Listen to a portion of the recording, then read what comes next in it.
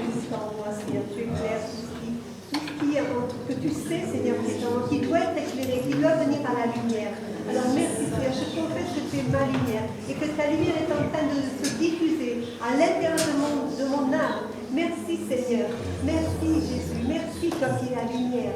Merci de ta présence éclairante. Merci, Jésus. Amen.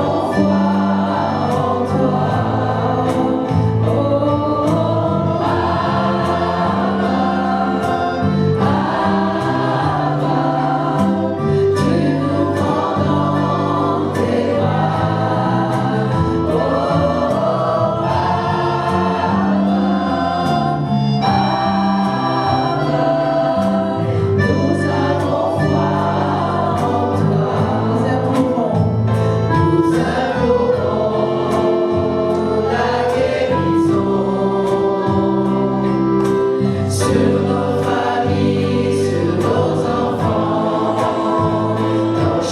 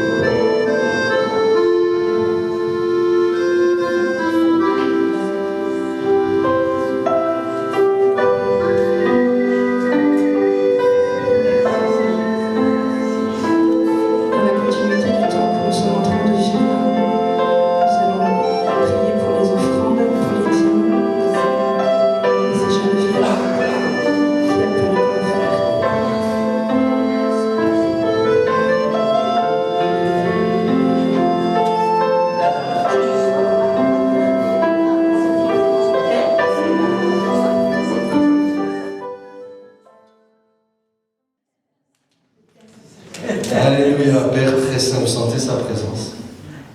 Qui a senti sa présence ce matin? Je ne sais pas si vous vous rendez compte le privilège. On peut s'habituer. Hein? Satan était dans la présence de Dieu éternellement, il s'est habitué et puis il est parti en sucette. Donc on peut s'habituer. Mais si on réfléchit, le privilège immense que quand des simples êtres humains imparfaits s'unissent d'un même cœur pour célébrer la gloire et le nom de celui qui les a sauvés, le vrai Dieu, Amen. Le créateur du ciel et de la terre. Ce Dieu-là, loin de toute religion, de tout principe, de tout rituel, loin des statues qui ne répondent pas et qui ne parlent pas, il est vivant et il descend du ciel et vient au milieu des êtres humains. Et il passe au milieu de nous et il touche nos vies. Et pour l'un, c'est une guérison physique. Pour l'autre, c'est un déblocage spirituel. Pour l'autre, c'est une libération d'une chaîne du passé. Pour un autre, c'est une guérison psychologique. Il y a tellement de faiblesses dans notre être. Et Dieu a tellement de ressources que quand on l'invite et qu'on vient dans sa présence, en vérité, on n'a plus besoin de rien.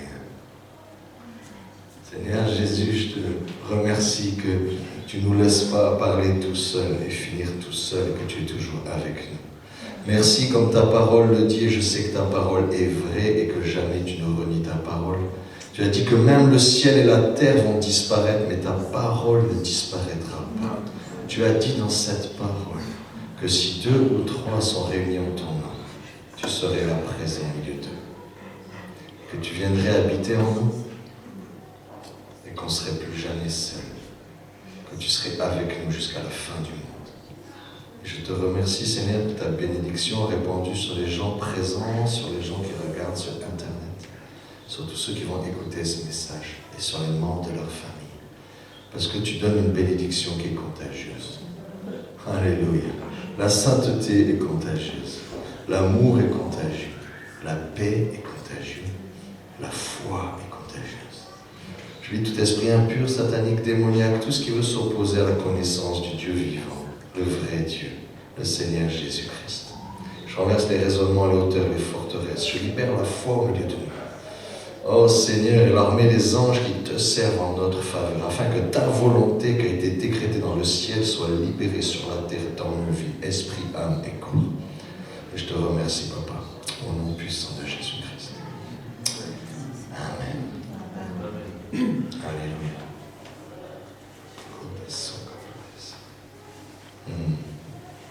Alléluia. Merci Jésus. La Bible dit que c'est avec raison que nous aimons Dieu. Bon, avant, il y en a qui adoraient le chocolat, d'autres ils adoraient l'argent, d'autres ils adoraient le sexe, d'autres ils adoraient le pouvoir, d'autres ils adoraient des statues et ils se prosternaient devant, leur baisant les pieds. Chacun a son petit... Le diable nous a contaminés depuis Adam de génération en génération et chacun a sa petite faille. Et le diable rit bien avec tout ça. Mais la bonne nouvelle, c'est qu'on a un Dieu qui nous a aimés avant la fondation du monde. Ça veut dire qu'il savait nos failles, nos faiblesses et nos défauts. Et il a pourvu un antidote qui guérit tout. Nos bêtises. Nos faiblesses, nos défauts, nos incapacités, nos impuissances, notre folie. Tout ce qui ne va pas dans nos vies. Tout ce qu'on essaye de cacher, de rafistoler, on met un pansement là, on fait un truc ici, on se tient comme ça. Et il ne faut pas nous parler le matin à cette heure-là, mais il faut venir à telle heure. De face, parce que là je me sens bien, mais si tu m'attrapes par surprise le matin, oh là là, quel mauvais caractère j'ai. Et on se présente toujours du bon côté pour plaire, pour paraître bien. Non, je ne suis pas cassé à l'intérieur. Non, je ne manque pas d'amour. Non, je n'ai pas été atrophié, handicapé de la connaissance de Dieu. J'arrive encore à marcher même si je boite. Amen. Et on vit comme ça. Mais Dieu a pourvu à ce qu'on soit complètement libéré de cette manière de vivre. Et il y a un moment où on rentre dans quelque chose qu'on ne connaît pas. Parce qu'on ne l'a jamais vécu. Parce que nos parents n'ont pas vécu. Nos grands-parents n'ont pas vécu. Nos ancêtres n'ont pas vécu. S'il y a quelqu'un qui l'a vécu, on pourrait dire que c'était Adam et Ève. Ils marchaient dans le jardin, Dieu venait les visiter le soir, peinard, après la journée de travail, dans le paradis terrestre, voir si les framboises avaient bien mûri et si les mangues étaient juteuses, et voir si Adam et Ève avaient bien travaillé dans le jardin. Et ils savaient c'était quoi être dans la gloire. Ils savaient c'était quoi être dans la prospérité. Ils savaient c'était quoi être dans la santé divine et dans l'éternité. Ils avaient un corps tellement glorieux que la parole de Dieu dit que quand ils ont vu la mort arriver, ils étaient tous surpris. Quand Caïn a tué Abel, ils ont dit « Ah, Dieu nous avait dit qu'à cause du péché on allait mourir, mais on ne savait pas c'était quoi la mort. » Et ils sont surpris quand Abel meurt vraiment. Ça veut dire que pour eux, la mort n'existait pas. Ils avaient été créés parfaits, éternels, à l'image de Dieu. Et à un moment, quand ils ont péché, ils vont se cacher et dire « Oh, on est nus !» Et on a discuté hier avec mon épouse, on dit « Mais en fait, c'est pas qu'ils ont ouvert leurs yeux, ils ont vu qu'ils étaient nus, il fallait créer des vêtements. Non, c'est juste qu'il y avait tellement la gloire de Dieu sur eux. Personne ne voyait leur nudité, même pas eux-mêmes. La lumière de Dieu brillait tellement sur leur être qu'on voyait que Dieu quand on les regardait. Et il n'y avait aucune nudité. Et d'un coup, ils se sont débranchés de Dieu. Pouf, la lumière s'est éteinte. Tu as vu la lumière quand elle s'éteint? Tu peux voir à l'intérieur comment c'est fabriqué, tu vois le filament, tu vois tout. C'est vachement moins glamour, hein? Alléluia. Et Dieu a pourvu qu'on retrouve cet état. Alors je crois qu'on est dans cette saison où Dieu est en train un petit peu, je ne sais pas vous, mais de secouer un peu le prunier pour voir s'il reste quelques prunes. Il est en train de secouer des gens qui doivent être sauvés parce qu'il a des projets pour eux. Il dit c'est maintenant, rentre vite dans le royaume. Ne reste pas dehors avec les démons, je vais les brûler, tu risques d'être brûlé avec eux. Viens vite, dans la maison du Père. Je t'ai choisi pour que tu sois fils et fille de Dieu. Et je veux que tu rentres dans la maison. Je vais te donner la foi. Je vais te donner des frères et sœurs qui vont témoigner. Je vais te donner une église qui marche dans mes voies et qui enseigne ma parole. Tu vas être protégé, tu vas être enseigné, tu vas être aguerri, tu vas être affermi, tu vas être équipé, tu vas être envoyé pour aller chercher des perdus et les ramener dans la maison de Dieu. Amen. Ça, c'est le cœur de Dieu. C'est le cœur de Dieu, son cœur n'a pas changé. Il n'a pas dit, tiens, je vais faire autrement aujourd'hui. Il n'a pas dit, tiens, je vais arrêter l'église, tiens, je vais arrêter de faire comme ça, tiens, Dieu n'a pas changé. Il veut que des gens se réunissent, le célèbrent, l'adorent, et ça attire les autres. Et ceux qui sont destinés au salut, ils disent, ça sent bon par là, je ne sais pas pourquoi, j'ai pas envie de religion. Ça me saoule les histoires de religion. Ça m'a gavé toute ma vie, mais je ne sais pas pourquoi. J'ai un manque à l'intérieur de moi et j'ai faim et soif de plus. Et là, c'est comme si dans cet endroit, je sens qu'il y a quelque chose qui m'appelle. Quand des chrétiens se réunissent, la chose qui nous appelle, c'est la présence de Dieu. Alléluia. Dans la parole, c'est dans... alors c'est la version parole de vie, Jean 1, au verset, on va dire 17 et 18. Il est écrit, Dieu nous a donné la loi par Moïse. Par Moïse, les gens décrochés de Dieu, normaux quoi, ils ont découvert ce que Dieu aime et ce qu'il n'aime pas. Ils ont découvert qu'il y a des règles qu'ils avaient complètement oubliées. Et que si tu transgresses cette règle, c'est la raison pourquoi tu vas pas bien et qu'il t'arrive tant de malheur. Et que tu dis, ah, pourquoi le monde est si mauvais? Si Dieu existait, ce malheur-là et cette souffrance-là n'existeraient pas. Mais c'est juste toi qui as transgressé la loi de Dieu que tu ne connaissais pas. Et ceux qui intuitivement connaissent un peu la loi de Dieu se découvrent que si je marche dans ses voies, ça va bien. Oh, le monde découvre que s'ils parlent bien des autres, ils vont mieux. Ils n'ont toujours pas rencontré Jésus, mais Jésus, ça fait 2000 ans qu'il l'enseigne. Tu vois, ils l'ont découvert là, il y a quelques années. Et ils commencent à dire des choses bien. Au travail, maintenant, il faut dire des choses bien. Il faut être positif. Il faut valoriser. Il y a la culture de l'honneur. Que des choses du principe des royaumes de Dieu. Ça veut dire que tu peux être non-croyant et découvrir un principe spirituel qui te bénit. Tout comme tu as beau être nul en physique et savoir que la gravité, elle existe. Parce que quand tu fais du vélo et que tu perds l'équilibre, tu sais que tu vas atterrir par terre et ça va faire mal. Et tu n'as pas besoin d'être ingénieur Bac plus 5 en mécanique pour savoir que quand tu tombes de vélo, ça fait mal. Et que la pomme, si tu la lâches, elle tombe sur ta tête. D'accord? Il y a des lois comme ça, c'est que tu y crois ou que tu n'y crois pas, que tu les connaisses ou que tu ne les connaisses pas, elles marquent ta vie. Donc cette loi a été définie par Moïse, c'est l'Ancien Testament. On nous dit, si tu fais ça, tu seras béni, si tu fais ça, tu seras maudit. C'est pas Dieu qui est méchant. C'est Dieu qui te dit, là, il y a ma protection, et là, c'est le camp du diable qui te veut du mal. Reste dans mon camp, ça ira bien. Si tu sors du camp, tu vas voir d'autres dieux, d'autres religions, d'autres foi, d'autres peuples, et tu fais d'autres pratiques, et bien forcément, tu tombes dans le camp du diable, et ça fait plus mal. Donc, c'est pas Dieu qui te punit, c'est toi qui es allé au mauvais endroit. D'accord? Donc, Dieu définit une règle, qui dit, là, c'est bon, là, c'est pas bon.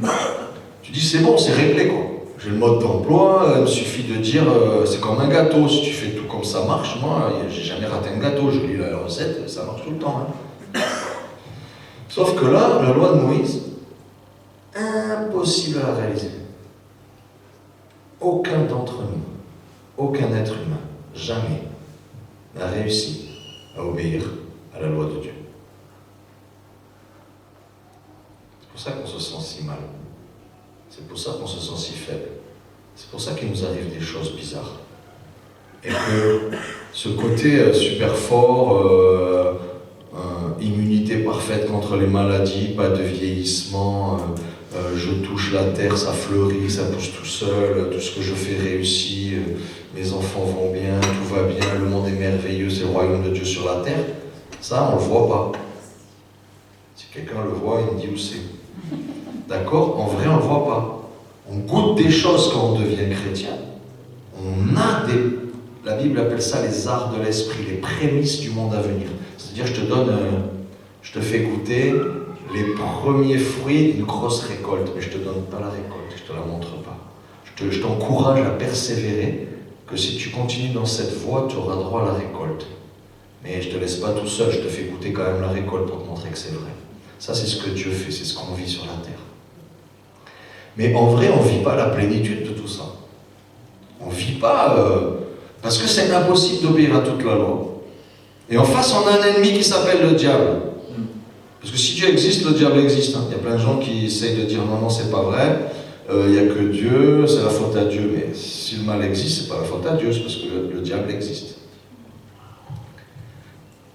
Du coup, qu'est-ce qui se passe?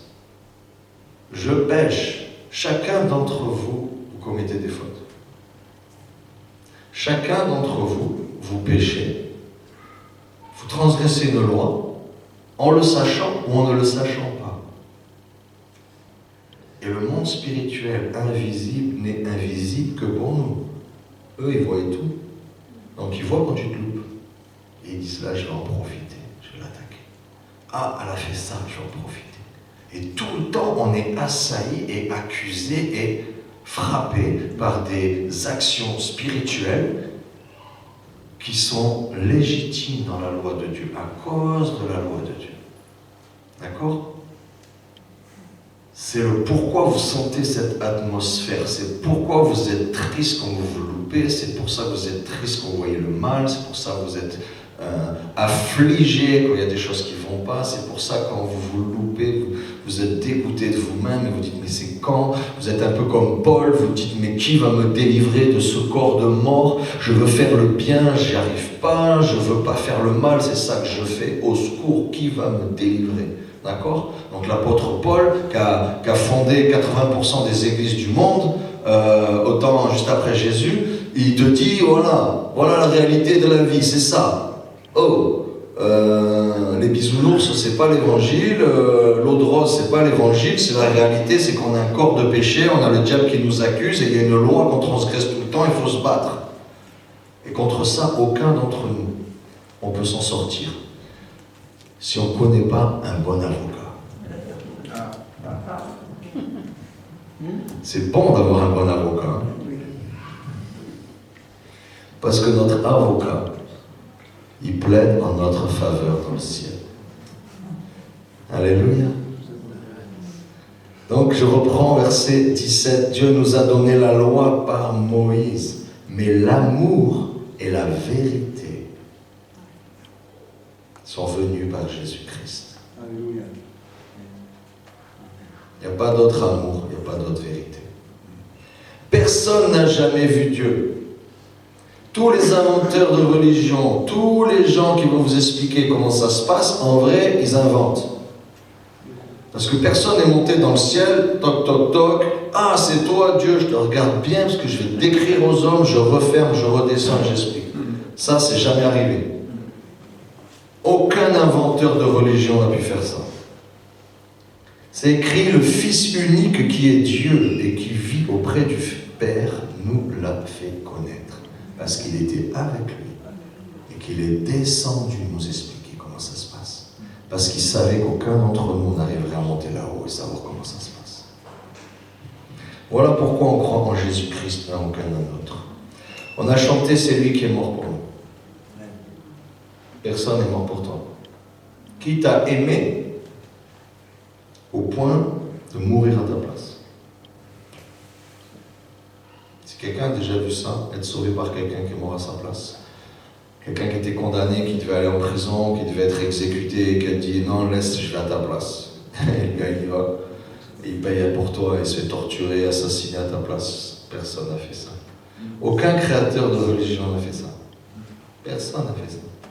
Personne, aucun maître spirituel, aucun ami, aucun parent, personne n'a fait ça.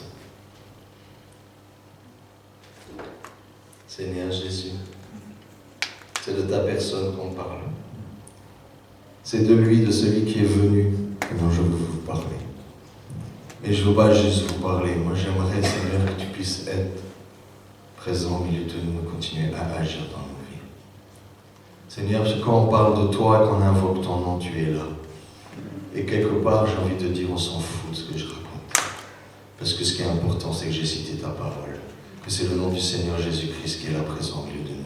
Et c'est lui qui se meut, qui touche les vies et les cœurs. C'est lui qui change les circonstances et les situations.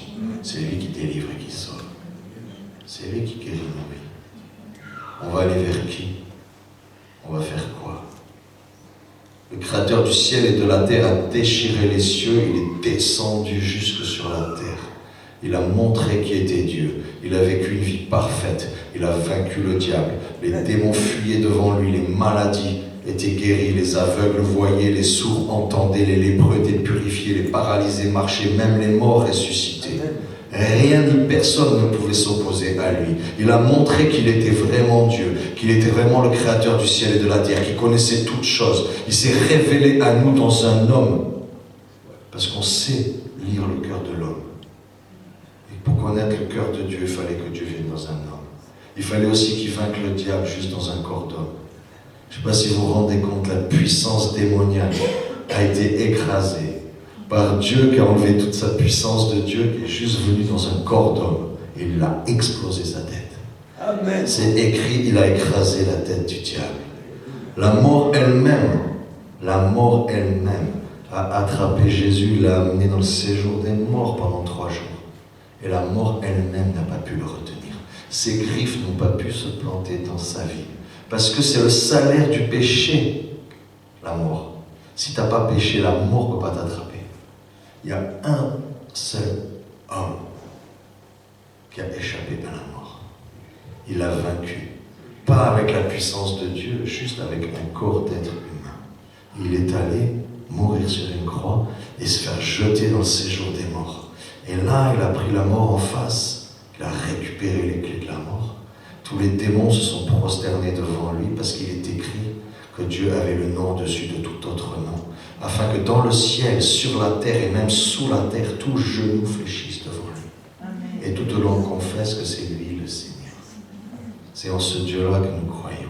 C'est ce Dieu-là qui est présent au milieu de nous. C'est ce Dieu-là qui va agir avec puissance dans nos vies. Et il ne nous réveille pas juste pour aller mieux de nos petits bobos. Qui a envie d'aller mieux? Il y en a qui vont super bien. Alléluia. En général, les jeunes, ils ne lèvent pas la main. On attendra. Ça viendra. Mesdames, je me moque de personne. Amen. D'accord? Non, mais les difficultés dans la vie, c'est la normalité. D'accord? Les problèmes, les limitations, c'est la normalité. Quand tu fais rien, tu n'as pas de problème. Dès que tu commences à faire quelque chose et que tu veux faire le bien, tu vas comprendre que le mal existe et qu'il veut s'opposer à toi. Et qu'il veut t'empêcher de le faire. Tant que tu fais rien, ça va. Moi, tant que j'étais sur mon canapé en train de fumer des joints, personne ne m'agressait. D'un coup, tu vas dans la rue, tu prêches Jésus, même ta propre famille, elle te déteste. D'accord? Donc, quand tu invoques le nom de Jésus, tu te rends compte que ce n'était pas une religion. Tu te rends compte que c'est un être spirituel qui fait trembler l'enfer et tout réagit quand tu invoques le nom de Jésus. C'est chaud, fais cette expérience. Tu peux dire Dieu à n'importe qui. Même un gars qui n'aime pas Dieu, ça ne le choque pas. Tu dis Jésus. Jésus. T'as les griffes qui sortent, les dents qui sortent, t'as tout qui sort. Parce que le monde spirituel se révèle. Parce qu'il a dit, je suis la lumière du monde. C'est moi qui éclaire les hommes. J'éclaire, je suis la vérité. Et moi j'aime bien dans ce passage, parce que c'est quelque chose que nous expérimentons de plus en plus. C'est que c'est l'amour et la vérité qui vient en Jésus-Christ. Il y avait des lois et des trucs à respecter. C'est bon de savoir que si je mets le doigt dans la prise, je prends du jus. C'est pas Dieu qui est mauvais, c'est moi qui suis stupide, je mets les doigts dans la prise. D'accord? Donc il y a plein de trucs qu'on met, on fait, on souffre, c'est pas Dieu, c'est nous. Mais Dieu dit, j'amène la vérité et l'amour. Et c'est là notre dimension. C'est là notre chemin. On a un pan à droite et un pan à gauche, et on se faufile entre les deux. Le chemin est étroit, la porte est petite. D'accord? Parce qu'il va y avoir la version tout est amour. Dieu est bon, Dieu est gentil, Dieu est amour. Même Satan, à la fin, il est pardonné, tout le monde est gentil, c'est l'école des facs, tout le monde a 10, alléluia, on a tous gagné. Ça, c'est la version bisounours. D'accord? Mais il y a l'autre version. Ouais, la vérité, il faut dire la vérité. Je vais lui dire ces 4 vérités. Vous avez remarqué, quand vous dites des trucs vrais sans amour, vous en prenez une. Ça blesse les gens, ils ne veulent plus vous voir, ou ils reculent, ou ils deviennent pires. Parce que la vérité sans amour, ça ne marche pas, et l'amour sans la vérité, ça ne marche pas. Parce que Dieu a amené l'amour et la vérité.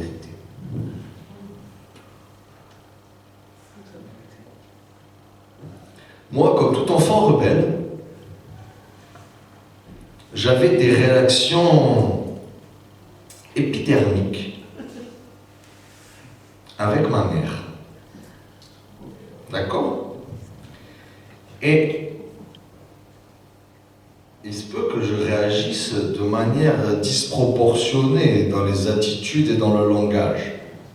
D'accord? Jusque-là, vous voyez à peu près. Vous vous rappelez votre adolescence, et même après.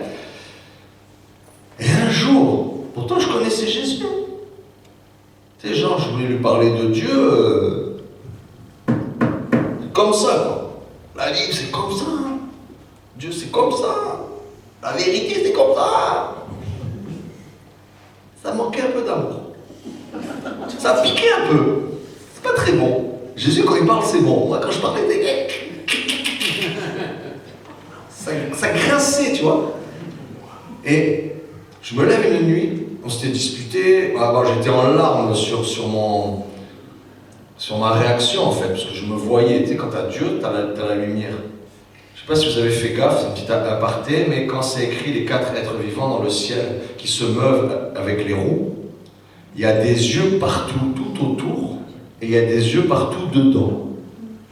Parce que l'Esprit de Dieu amène la vérité et la lumière dans tout, et tu vois les choses spirituelles et les gens et les cœurs, et tu vois aussi à l'intérieur de toi. Hein? Quand tu es en train de mentir pour te sortir et que tu crois que c'est vrai, ting, tu ne peux pas faire style, je ne sais pas, parce que Dieu te montre et tu ne peux plus te cacher. Et les méandres de ton cœur, dont la Bible dit, il est tortueux par-dessus tout, Dieu te les éclaire. Et tu ne peux plus te mentir à toi-même. Bon, la Bible dit que certains peuvent le faire, et qu'ils préfèrent se mentir à eux-mêmes et s'illusionner sur eux-mêmes plutôt que de connaître la vérité et être libérés dans leur cœur. C'est un choix personnel. Et ceux qui veulent marcher avec Dieu acceptent cette lumière et se laissent éclairer. Et donc, c'était genre 2-3 heures du matin, je me lève, je vais prier, je tombe à genoux. Et là, je vois une scène, je me vois moi, je revois la dispute, mais vue de Dieu, tu vois. Déjà, je n'avais pas aimé comment je m'étais comporté avec ma mère, c'était un peu chaud et tout ça. Je dis, mais tout ça sort, ces réactions, quoi. Je suis sauvé, pourquoi j'ai encore ces trucs de gamins qui sortent là, genre 10 ans après, ça sort d'où? Et je tombe à genoux, mais la présence de Dieu vient sur moi. Et là, j'ai senti 2 choses. L'amour et la lumière de la vérité. Mais il y avait, c'était un savant mélange. C'était un cocktail. Le genre de cocktail qui change ta vie. Parce qu'il y avait assez de lumière pour que je voie, comme c'était moche, mais assez d'amour pour que je supporte de voir que c'était moche. Et l'amour a grandi, et la lumière a grandi, et j'ai tout vu. Et j'ai réussi à supporter de tout voir, parce que je sentais que Dieu m'aimait, c'était pas pour m'accuser ou m'écraser. Il me montrait avec amour mon problème. Mais il me le montrait bien. Je l'ai tellement bien vu. J'avais tellement honte de moi, j'étais tellement dégoûté de moi, j'avais tellement la haine sur ce que j'ai vu, que j'ai dit, je ne veux plus jamais voir ça dans mon cœur. Et j'ai demandé pardon sincèrement à Dieu. Et ce n'est pas un pardon, je regrette de l'avoir fait parce qu'on m'a vu. C'est pardon, je ne veux plus que ça existe dans mon cœur. C'est abominable, c'est immonde, c'est ténébreux, c'est sale, ça mène la mort. Je ne veux pas des ténèbres dans mon cœur.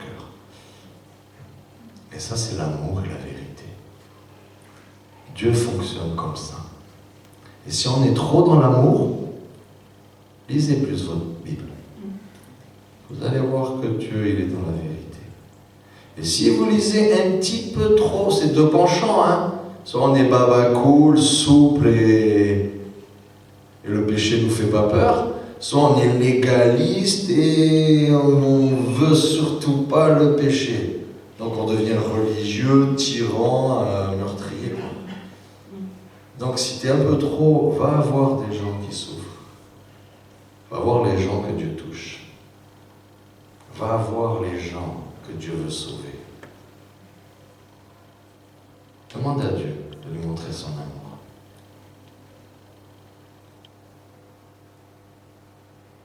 Vous savez,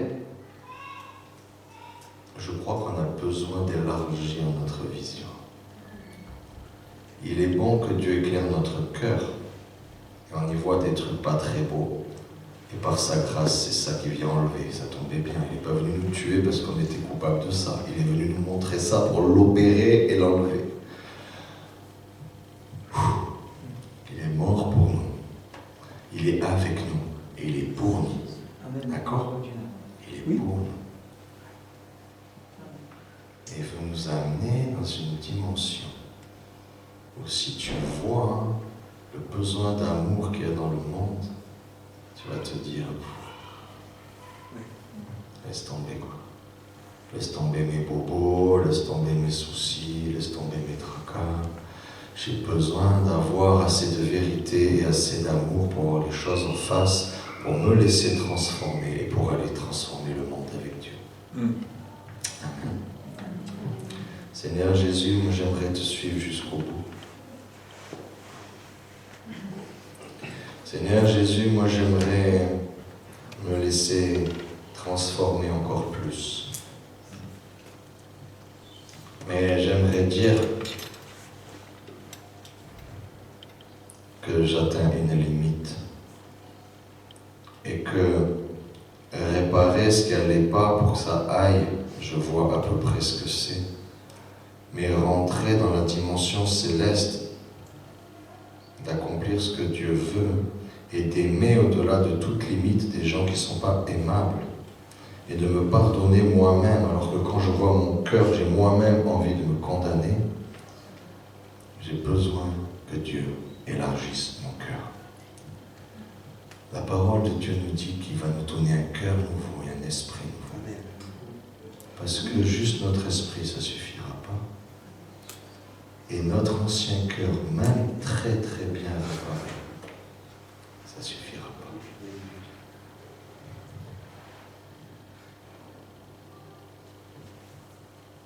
Oh Seigneur, merci. Merci pour ta présence. C'est toi qui nous donnes faim et soif de toi. Je te remercie pour ceux à qui tu donnes faim et soif de toi, Seigneur. Parce que tu as dit, celui qui a faim et soif, qui vienne à moi et qui boive. Et je sais que celui qui, dans son cœur, il sait que c'est désert, c'est celui-là qui goûte la source d'eau vive. C'est celui qui sait que son âme est affamée à l'intérieur de lui. C'est celui-là que tu rassasies de mes succulents. La nourriture du ciel. Seigneur, je te prie pour ta présence au milieu de nous. Je te prie de te mouvoir, Saint-Esprit, de libérer toutes ces cruches avec ces guérisons, ces huiles, ce vin, tous ces cadeaux du ciel, Seigneur, que l'on appelle depuis de nombreuses années et qui viennent au temps convenable. Je te prie que ces onctions soient libérées, ces cadeaux célestes soient libérés au milieu de nous. Et je prie, Père très saint, que tu bénisses ton Église et que tu ne m'oublies pas, parce que j'ai faim et soif de toi aussi. Parce que je te désire encore plus, Seigneur. Parce que je ne veux pas rester dans ma limitation humaine, et je veux marcher dans tes voies, au-delà de toute limite, au-delà de mon cerveau d'ingénieur Bac+5, au-delà de mes limites intellectuelles, psychologiques, physiques, toutes les limites de ce que je suis né dans un corps qui est sorti des descendants d'Adam et Ève. Je veux marcher, Seigneur Jésus, dans tes voies. Donne-nous d'être tes fils et tes filles, ton peuple nouveau, que tu t'es racheté à grand prix. Seigneur Jésus, je repensais ce matin, Seigneur, tu as été oppressé, tu as été angoissé. Les autorités du peuple d'Israël se sont dressées contre toi et t'ont condamné, et t'ont infligé d'arrêter. Ils t'ont menacé d'être torturé et d'être mis à mort. Et tu as quand même accompli ta mission. Parce que le moteur qui était à l'intérieur de toi, c'était l'esprit de ton Père. Et ce n'est pas la chair faible dans laquelle tu es né qui a amené une limitation à ton ministère, mais à l'accomplissement de ta volonté. Et je prie, Seigneur, que toute forme de limite du corps humain et de la chair dans cette Église et dans ceux qui vont écouter ce message soit transcendée par la puissance de l'Esprit qui vient nous donner une dimension supérieure. Le pouvoir, la force, l'autorité, le vouloir et le faire. D'aller au-delà de toute limite humaine pour rentrer dans le miracle de Dieu. Seigneur Jésus. Seigneur Jésus, la mort ne t'a pas fait peur, t'a ressuscité. Les autorités ne t'ont pas fait peur, tu as été élevé à la plus haut rang d'autorité. Oh Seigneur, l'enfer n'a pas pu te retenir dans les geôles du séjour des morts, parce que c'est toi qui détiens les clés de la mort et du séjour des morts. Et je te remercie, Seigneur Jésus, pour ta grâce et ta faveur au milieu de nous. Parce que tu es le Dieu qui a vaincu. Alléluia. Tu es le Dieu qui a vaincu jusqu'au bout. Qui d'autre que toi a vaincu la mort? Qui d'autre que toi a vaincu la mort? Pour Jésus. Jésus. Jésus. Alléluia.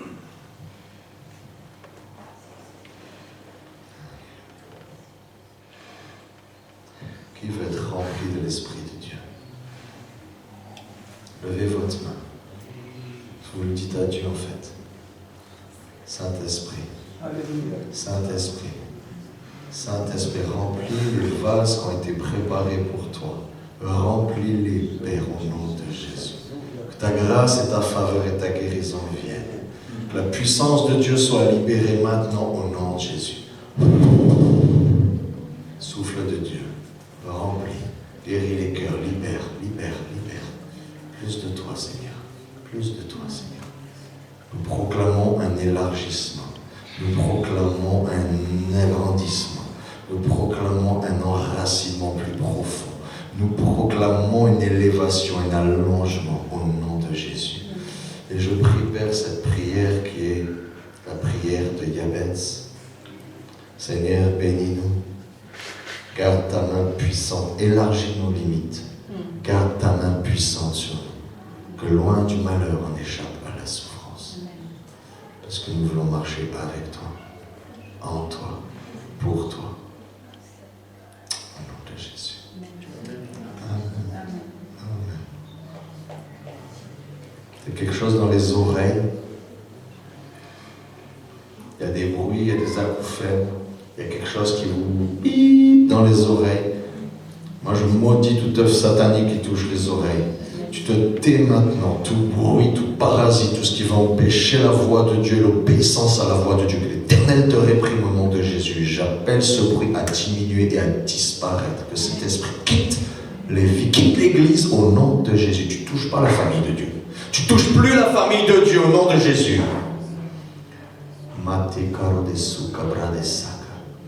Seigneur Jésus, je te demande pardon pour tout ce qu'on a entendu de toi et qu'on n'a pas obéi.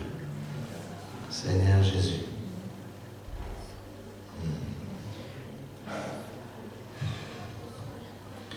Qui veut entendre l'Esprit de Dieu lui parler? Parmi ceux qui ont la main en l'air, qui veut obéir quand il va parler? Vous pouvez lever les deux mains. Je vais vous dire la vérité. Moi, à chaque fois que Dieu me parle, j'ai peur. J'ai peur de désobéir. J'ai peur de ne pas pouvoir obéir. J'ai peur de voir mon cœur rebelle et indépendant désobéir au Dieu, créateur du ciel et de la terre, qui a envoyé un message du bout de l'univers jusqu'à moi. Quand je le reçois, je dis, et je fais ce que je veux. Parce que je sais que mon cœur humain, c'est ça. Et il ne faut pas que ça en soit ainsi au milieu de nous. Amen. Le prophète Samuel ne laissait tomber aucune parole de Dieu qui tombait. Il disait, je ne laisse tomber à terre aucune parole de Dieu. Le moindre chuchotis de Dieu, quoi, qu'est-ce que tu as dit? Il faut faire ça, j'y vais. Il faut que j'abandonne ça, j'abandonne. Demande pardon pour ça, je demande pardon. Va demander la prière, je demande la prière. Confesse ton péché, je confesse mon péché. Ah Seigneur, lis ce passage, je lis ce passage. Va parler à ta voisine, je vais parler à ma voisine. Fais un truc t'as pas envie. Allez, j'y vais quand même. Je ne sais pas si tu vois le niveau d'obéissance de Jésus. Il voit, j'en ai parlé la dernière fois, mais il voit la croix, quoi. Il voit sa torture et sa mort pour sauver tous les êtres humains. Et lui, il est Dieu, il peut dire, allez tous vous faire cuire des œufs, quoi. Laissez-moi tranquille. Non, moi, il me mettait, vous étiez tous en enfer, hein, j'y allais pas. Mais lui, il a dit, je sais ce que je vais payer, mais j'y vais quand même.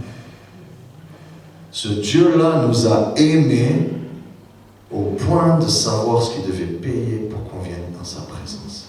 Ça veut dire que quand il vient te parler là en face, que tu entends sa voix, que tu sens ta présence, sa présence, cet être-là, c'est le même qui sait ce que tu fais dans les ténèbres et qui sait la souffrance qu'il a endurée pour que tu sois pardonné.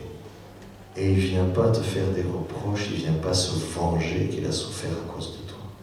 Il vient te dire, je t'aime, rentre dans ma maison, rentre dans ma famille, sois béni, Sois encouragé, sois fortifié. Je sais ta faiblesse, je sais tes ennemis, je sais tes combats. J'ai payé le prix pour toi. Tu vas t'en sortir, tu vas réussir. Tu vas aller jusqu'au bout. Tu vas marcher sur la puissance de l'ennemi. Tu vas hériter le royaume et tu vas recevoir les récompenses célestes. Tu seras assis avec moi sur des trônes. Et on va juger les démons qui ont massacré l'humanité. Amen. Alléluia. Alléluia. C'est ça que Dieu te dit. Alléluia. Alléluia. Merci Jésus. Amen.